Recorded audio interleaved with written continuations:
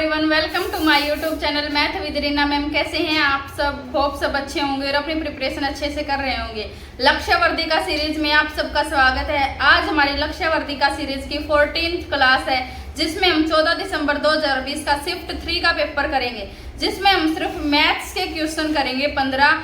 Hope आप सबके अब थोड़ा सा इंक्रीज होने लग गया हो स्कोर। सब अपना अपना स्कोर कमेंट बॉक्स में जरूर लिखना, जिससे मेरे को भी पता चले कि आप लोगों की प्रिपरेशन कितनी हो गई है और कितनी हमें प्रैक्टिस और करना बाकी है। जब तक आप लोग बोलोगे तब तक हम ये सीरीज को कंटिन्यू रखेंगे। जब आप लोगों का हो जाएगा कि हाँ अब हमारी प्रैक्टिस अच्छे से हो गई है, तो हम दोबारा रिविजन अपने क्लासेस का करना शुरू कर देंगे। चलिए शुरू करते हैं हमारी आज की क्लास। आज हम लक्ष्यवर्धिका सीरीज की 13वीं क्लास करेंगे, जिसमें हम 14 दिसंबर 2020 का थर्ड शिफ्ट का पेपर करेंगे। चलिए शुरू करते हैं क्वेश्चन नंबर फर्स्ट से। Question number first, 45 centimeter, 75 centimeter, 1 meter 20 centimeter, 1 meter 135 centimeter लंबाइयों की स्टिक माप कर सकने वाले पैमाने की अधिकतम लंबाई कितनी होगी।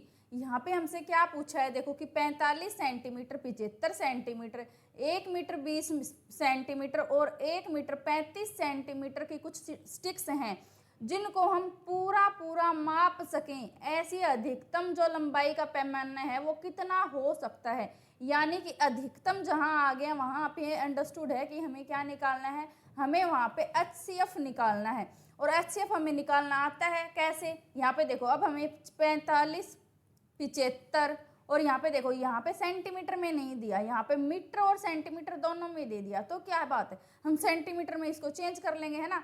1 मीटर में कितने सेंटीमीटर, 100 सेंटीमीटर और 20 ये, तो टोटल कितने सेंटीमीटर हो गए, 120 सेंटीमीटर।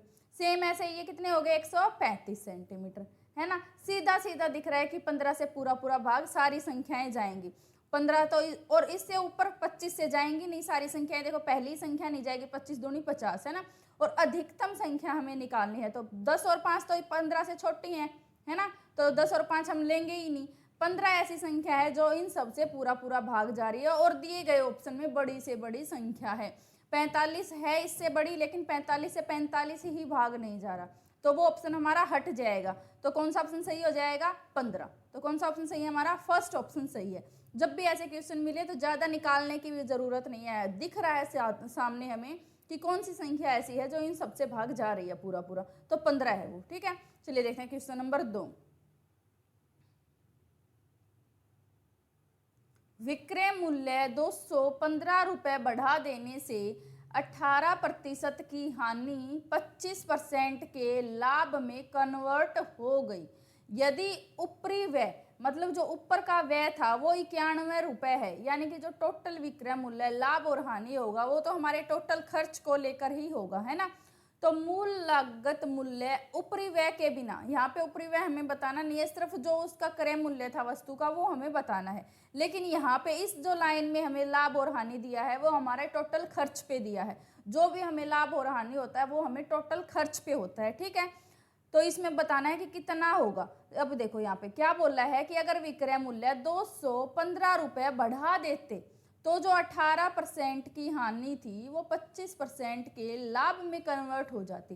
पहले हो रही है 15% की हानि और यहाँ मान लो 100 रुपये हमारा है क्रय मूल्य और यहाँ पे हो रहा है 25% का लाभ, यानी कि यहाँ पे वस्तु 18 कम है और यहाँ पे है 25 ज़्यादा। तो यहाँ से यहाँ तक का सफ़र करने के लिए कितने परसेंट बढ़ी वस्तु, 18 ये 25 ये, तो टोटल वस्तु कितनी बढ़ी है, 43%। ठीक है, ये हो गया। अब यहाँ पे देखो 43% के बदले रुपए हमें कितने दे दिए, 215, तो 43% के बदले रुपए कितने, 215। अब हमें क्या निकालना है, क्रय मूल्य निकालना है। तो क्रय मूल्य कितना हो जाएगा, 100, तो 43 से कट जाएगा 5 पे कितना आ जाएगा, 500 रुपये। ये 500 रुपये हमारा आंसर नहीं है, क्योंकि यहाँ पे देखो हमसे क्या पूछा है, ऊपरी व्यय के बिना। ये जो टोटल क्रय मूल्य आया हमारा, ये हमारा जो टोटल खर्च था वो आ गया, ये 91 रुपये को मिलाकर। ठीक है, तो इसमें से जब हम ये 91 रुपये घटा देंगे तो वस्तु का ऊपरी व्यय के बिना क्रय मूल्य आ जाएगा, जो कितना हो जाएगा, 409 रुपये। तो जो हमारा सही आंसर होगा वो 409 होगा, 500 नहीं होगा। ठीक है, ये गलती नहीं करनी कि इतना क्वेश्चन निकाल लिया, उसके बाद भी हमने 500 रुपए कर दिए। यहाँ पे अलग से हमें पूछ रखा है, देखो दो तो मूल लागत ऊपरी व्यय के बिना, ज्यादा उसमें चक्कर में पड़ना ही नहीं है। जब भी हमें यहाँ पेपर में ऐसे क्वेश्चन मिले कि ये चीज हटा के ये चीज बढ़ा के, तो जो हमारा फाइनल आंसर आए उसमें वो चीज बढ़ा दो या उसमें से वो चीज घटा दो। वही हमसे एग्जामिनर पूछना चाह रहा है कि हमें इस लाइन का मतलब पता है कि नहीं पता है। ठीक है, तो इस लाइन का मतलब हमेशा जो लास्ट में जो हमारा आंसर आएगा उसमें से हम वो चीज घटा देंगे, या फिर अगर बढ़ानी भी थी तो हम बढ़ा देते। ठीक है, चलिए अणु की संख्या पहले दिन 12%, दूसरे दिन 10% और तीसरे दिन 15% कम हो जाती है। मान लो यहाँ पे कोई भी वस्तु है, मान लो शुरू में वो है x, है ना, x की वैल्यू हम निकाल लेंगे बाद में। पहले दिन क्या हुआ है 12% बढ़ी है तो 112/100। दूसरे दिन क्या हुआ है 10% बढ़ी है यानी कि 110/100। और तीसरे दिन क्या हुआ है वस्तु घटी है, कितनी 15% घटी है तो 85/100। इन सब के बराबर हमें वैल्यू कितनी दे दी 65/45, तो 65/45 इसको सामने रख लेंगे, है ना। यदि तीसरे दिन की समाप्ति पर संख्या 65/45 हो जाती है तो आरंभ में कितनी संख्या थी, यानी कि हमें x की वैल्यू निकालनी है। ठीक है, 0 से हमारा 0 कट गया और 5 से कट जाएगा, 5 एकम 5, 5 17 से, 5 से कट गया 20 पे, तो 17 से कट जाएगा शायद ये, है ना, 17 34, 17 51 तो 85 पे। अब देखो ये इस पे भी चला जाएगा, 11 तिया 33, 11 पंजे 55। अब किसी पे जाएगा 7 से चला जाएगा, 7 एकम 7, 7 छिक्के 42, 7 पंजे 35, 5। अब और आगे ये शायद भाग नहीं जाएगा, 4 से काटेंगे, 4 एकम 4, 4 पंजे 20। ठीक है, अब इससे ज्यादा भाग नहीं जाएगा तो x बराबर है 5 गुणा 5 गुणा 10 गुणा 100/4। ये हमारा आ गया फाइनल आंसर। इसको 4 से और काट देंगे तो किस पे कट जाएगा 25 पे। 25 का स्क्वायर कितना 625, तो 6250 रुपया हो गया, 50 हमारी होगी प्रारंभ वाली संख्या, यानी कि x की वैल्यू हमारी क्या आ गई 6250। कौन से ऑप्शन में है, थर्ड ऑप्शन में है।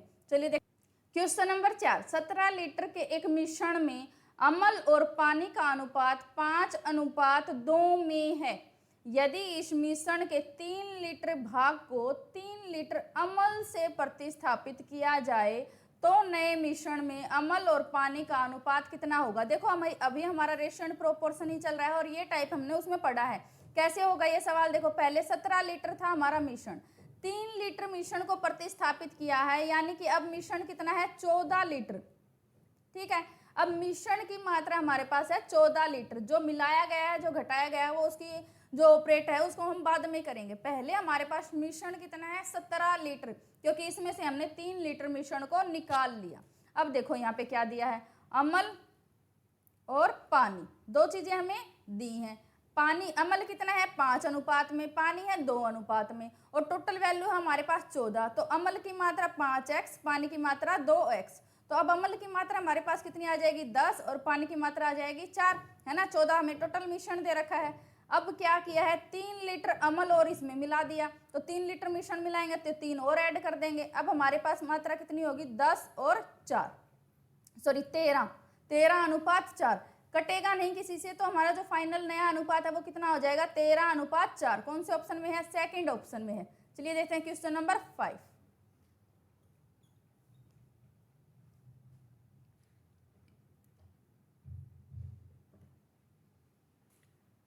एक मोटर बोट को जल धारा की विपरीत दिशा में 24 किलोमीटर की दूरी तय करने में, जल धारा की दिशा में उतनी ही दूरी तय करने में लगे समय से 1 घंटा अधिक लगता है। यदि नदी की धारा की गति 2 किलोमीटर पर आवर है तो स्थिर जल में मोटर बोट की गति कितनी होगी। यहाँ पे देखो दूरी हमें क्या दे दी, टोटल दूरी दे दी हमें 24 किलोमीटर। ठीक है, और धारा की गति दे दी हमें, धारा की गति क्या दे दी हमें 2 किलोमीटर पर आवर। ठीक है, और हम मान लो मोटर बोट की चाल मान लेते हैं x किलोमीटर पर आवर। ठीक है, जो मोटर बोट वाले सवाल में आपको पता होना चाहिए क्या, कि अगर धारा की दिशा में है, धारा की दिशा में में चाल क्या हो जाएगी, x प्लस 2, दोनों चाल आपस में जुड़ जाएंगी। और धारा की विपरीत दिशा में,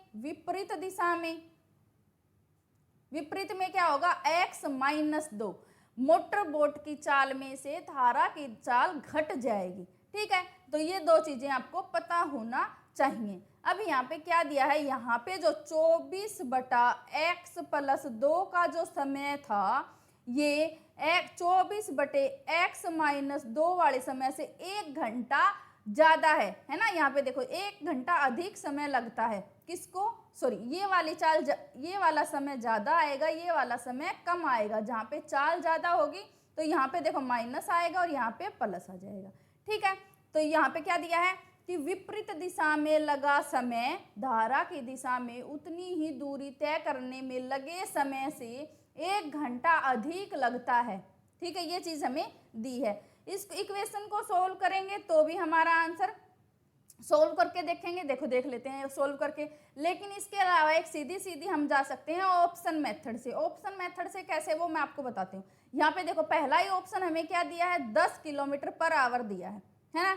अगर 10 किलोमीटर पर आवर है तो देखो 10 प्लस 2 चाल कितनी हो जाएगी, 12 किलोमीटर पर आवर। तो 24/12, यहाँ पे कितना समय, 2 घंटे।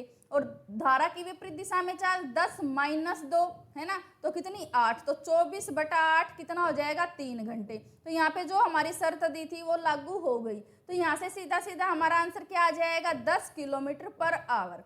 अगर सोल्व करेंगे तो हमारा ये वाली इक्वेशन को हमें सोल्व करना पड़ेगा। तो ये वाली इक्वेशन को भी सोल्व कर लेंगे, ऐसी कोई दिक्कत है नहीं, है ना। तो ये वाली इक्वेशन को भी सोल्व करके दिखा देती हूँ मैं आपको।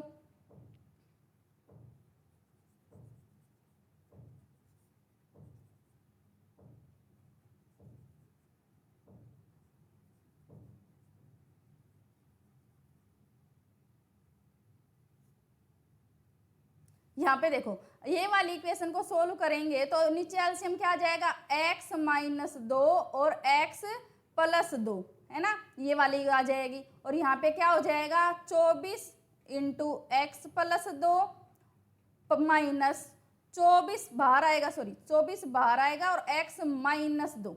ठीक है, और यहाँ पे बराबर है 1। अब इसको सोल्व करेंगे तो 24x प्लस 48 माइनस 24x, है ना, और माइनस माइनस प्लस 48x।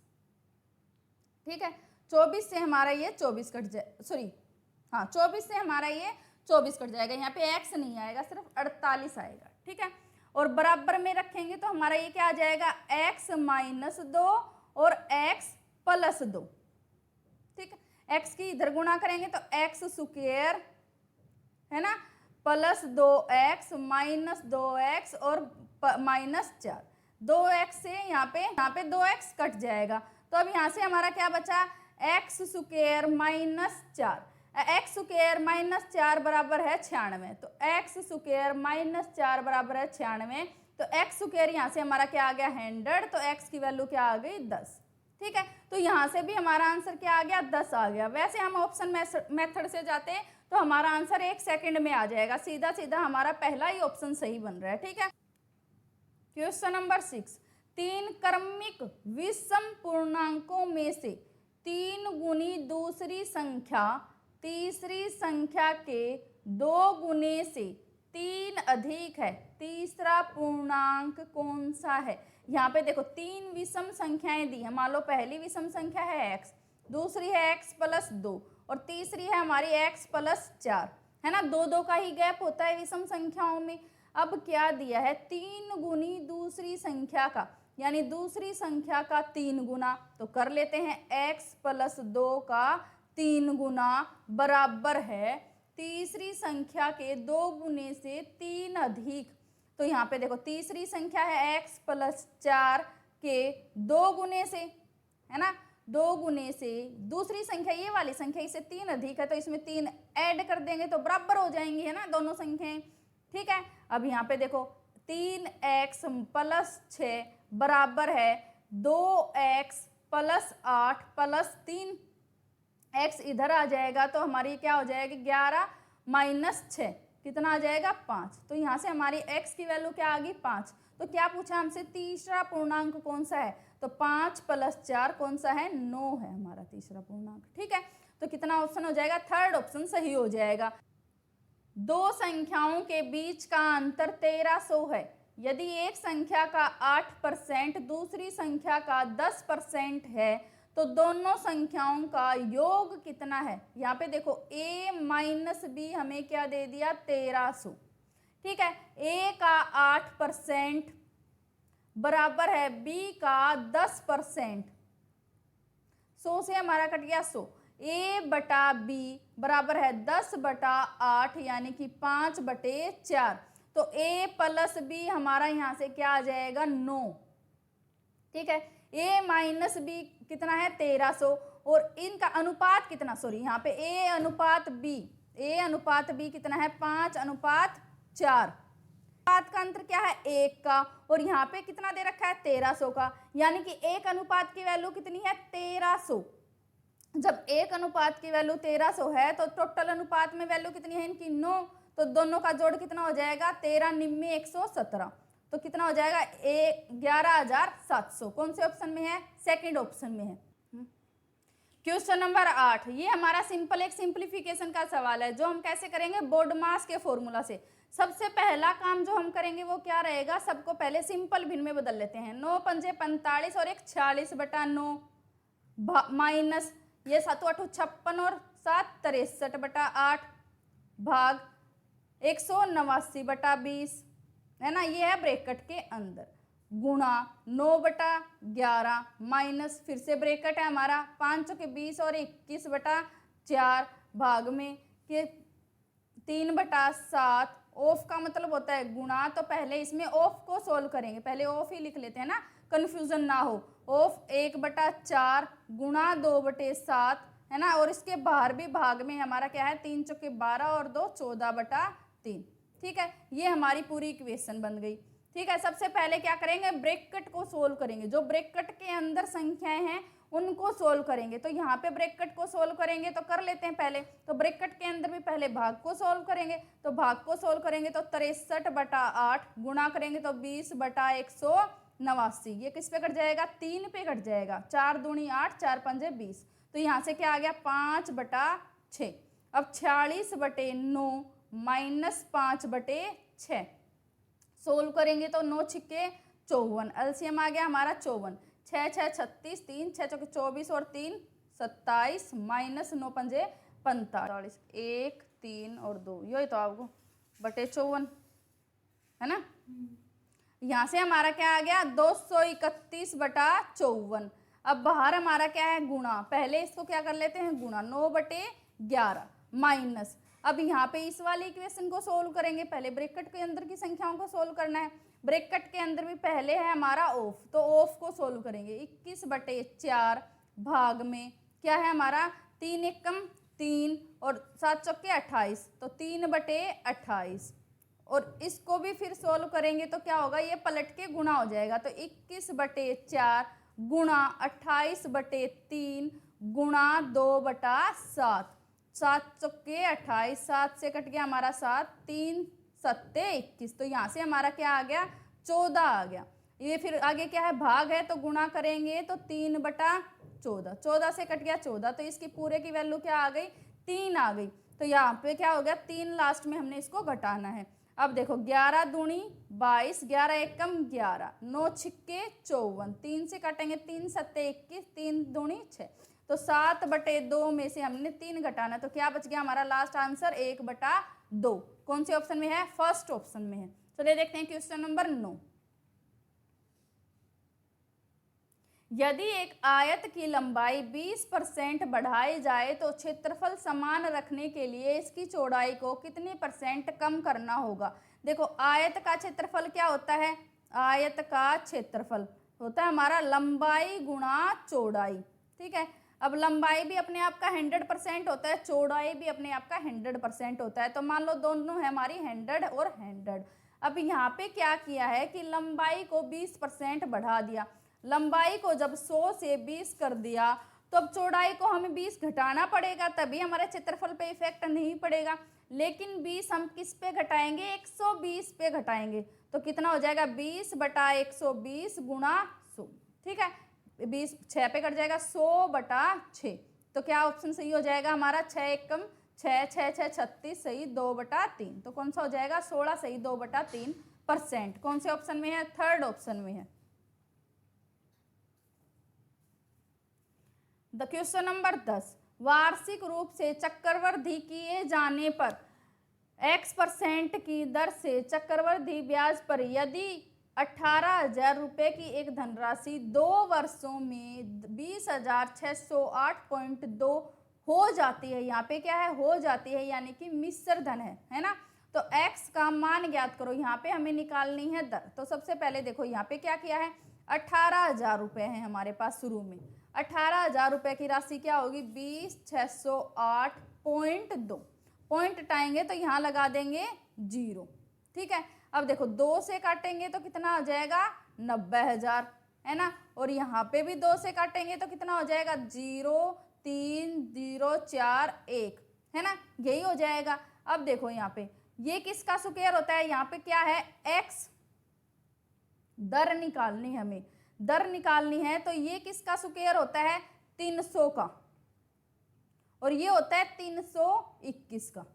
ठीक है। अब देखो यहाँ से कितना ब्याज मिला हमें एक साल में? जब भी हमें 2 साल दे रखे हों तो हमें क्या निकालना होता है? स्क्वायर रूट निकालना होता है। तो 90,000 हमारा किसका स्क्वायर होता है? 300 का, और ये होता है 321 का।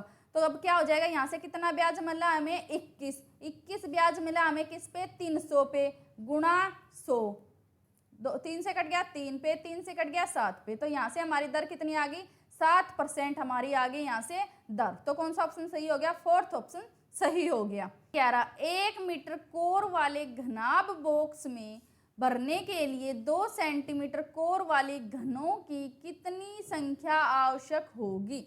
यहाँ पे देखो 1 मीटर का घनाभ है। यहाँ पे एक चीज ध्यान रखनी है कि देखो घनाभ को हम घन कह सकते हैं, लेकिन घन को हम घनाभ नहीं कह सकते। तो यहाँ पे सिर्फ घनाभ की एक भुजा दी है, इसका मतलब जो घनाभ है हमारा घन की ही फॉर्म में है, और उसकी प्रत्येक भुजा कितनी है? 1 मीटर की है। तो 1 मीटर की है तो सबसे पहले हम इसको सेंटीमीटर में बदलेंगे, क्योंकि यहाँ पे घन हमें किस में दे रखा है? सेंटीमीटर में दे रखा है। तो कितना हो जाएगा? 100 सेंटीमीटर। तो घन का आयतन वही सेम हमारा लंबाई गुणा चौड़ाई गुणा ऊंचाई, यानी कि a क्यूब। तो 100 गुणा 100 गुणा 100। ठीक है। बटे में हमें घन किस में फॉर्म में है? 2 सेंटीमीटर। तो 2 गुणा 2 गुणा 2। ठीक है। 5 से कट जाएगा 50 पे, ये भी 50 पे, ये भी 50 पे। तो क्या आ जाएगा? हमारी कितनी संख्याएं, वो कितने घन पॉसिबल हैं? 125 के आगे कितनी? 3 जीरो। तो 1,25,000 हमारे ऐसे घनों की आवश्यकता होगी। तो कौन सा ऑप्शन सही हो जाएगा? थर्ड ऑप्शन सही हो जाएगा। जो इस क्वेश्चन में आपको कंफ्यूज कर सकता था, एक तो था ये कोर का मतलब होता है लंबाई, और 1 मीटर वाले घनाभ। तो घनाभ को हम घन ही कंसिडर करेंगे, जहाँ पे सिर्फ एक भुजा दे रखी है। तो एक हमने परिभाषा पढ़ी है घन और घनाभ में कि घनाभ है उसको घन कह सकते हैं। घनाभ घन की फॉर्म में हो सकता है, लेकिन घन घनाभ की फॉर्म में नहीं हो सकता। घनाभ की तीनों भुजाएं समान हो सकती हैं, ठीक है, लेकिन घन की तीनों भुजाएं अलग अलग नहीं होंगी। ठीक है। में आपको डाउट हो सकता था, जो मैंने क्लियर कर दिया कि यहाँ पे तीनों भुजाएं हमारी 1-1 मीटर की ही हैं। ठीक है। चलिए देखते हैं क्वेश्चन नंबर 12। एक वस्तु का अंकित मूल्य इसके लागत मूल्य से 29% अधिक है। यदि दुकानदार 25% की छूट देता है तो लाभ अथवा हानि प्रतिशत बताओ। देखो 129% अंकित किया और छूट दे दी 25% की, तो वस्तु बेची कितने में? 75 में। 25 या 75, 25 चौके 100। तो कितना हो जाएगा? 9 3 निम्न 27, 2 3 दूनी 6 और 2 8, 3 एकम 3/4, 4 निम्न 36, 2 4 छिक्के 24, 4 सत्ते 28। तो 4 छिक्के पे चला जाएगा, 4 छिक्के 24 सही 3/4%। जो वस्तु कितने में बेची? 96 सही 3/4% में। तो ये 100 से कितनी कम है? इसको घटा देंगे तो कितना आ जाएगा? 96 सही 3/4 को हमने इसमें से घटाना है। तो हमारा आंसर कितना आ जाएगा? 3.25% की हानि। ठीक है। तो यहाँ पे हानि आ जाएगी 3.25% की हानि। चलिए देखते हैं क्वेश्चन नंबर 13। एक क्रिकेट खिलाड़ी का 12 पारियों का एक निश्चित औसत है, वो हमें नहीं दे रखा। 12 पारियों का औसत मान लो x है। अब उसने क्या किया है, 13वीं पारी में उसने 108 रन बनाए हैं, 108 रन किसमें, 13वीं पारी में।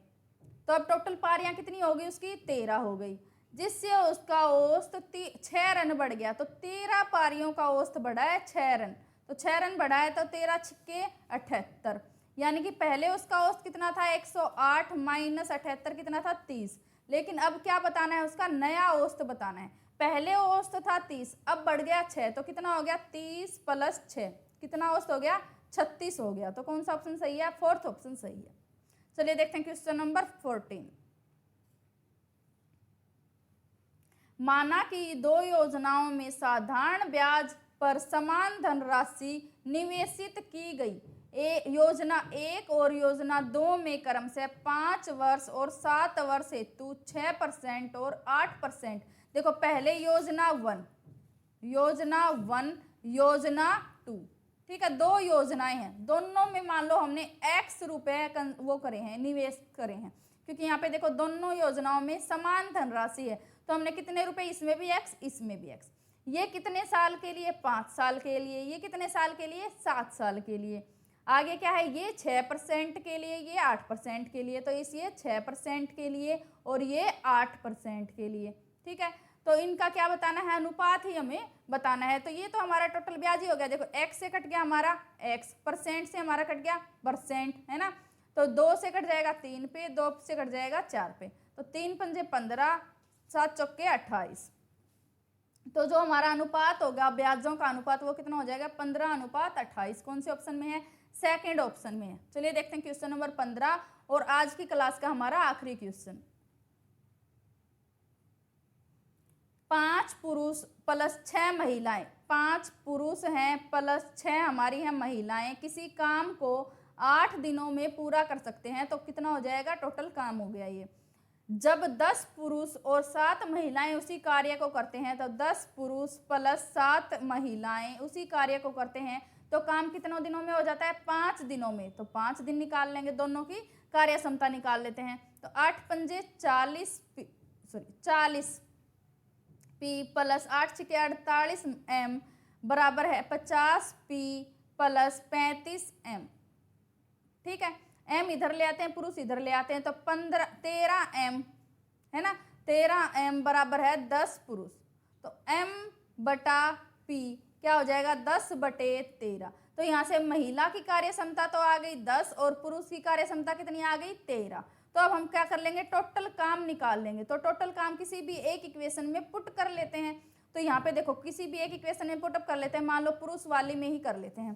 तो 10 पुरुष, एक पुरुष की कार्य क्षमता 13, तो 130 प्लस 7 महिलाएं और एक महिला की कार्य क्षमता 10, तो कितनी 70 और गुणा 5, है ना। और अब क्या बोल रहा है कि एक महिला अकेले कार्य करे, तो एक महिला की कार्य क्षमता कितनी 10, तो बटा 10, 5 से कट जाएगा 2 पे, तो कितना आ जाएगा 200/2, कितने 100 दिन में वह महिला अकेले कार्य को कर देगी। तो कौन सा ऑप्शन सही हो जाएगा, फोर्थ ऑप्शन सही हो जाएगा।